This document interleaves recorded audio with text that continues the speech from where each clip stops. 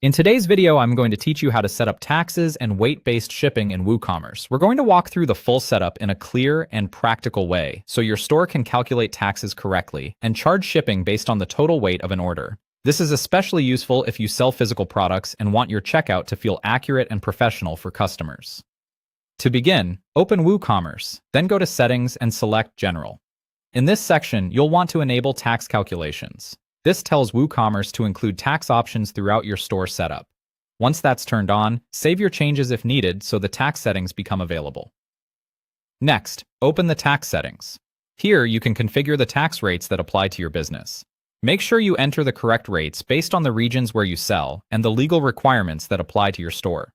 It's important to review these carefully because taxes affect the final amount customers pay at checkout.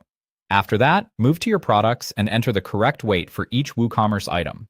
This step is essential because weight-based shipping depends entirely on accurate product data. If the weights are missing or incorrect, your shipping charges may not calculate properly. Be consistent with the unit of weight used in your store so everything matches. Once your product weights are in place, install or configure the weight-based shipping method shown in the tutorial. Depending on your setup, this may involve enabling a shipping extension or adjusting an existing shipping method. The goal here is to make sure WooCommerce can calculate shipping costs according to the total order weight. Now create a shipping zone. A shipping zone lets you define where certain shipping methods apply, such as specific countries, regions, or local areas. Choose the correct zone for the customers you want to target with these shipping rules. Inside that shipping zone, create shipping rules based on order weight.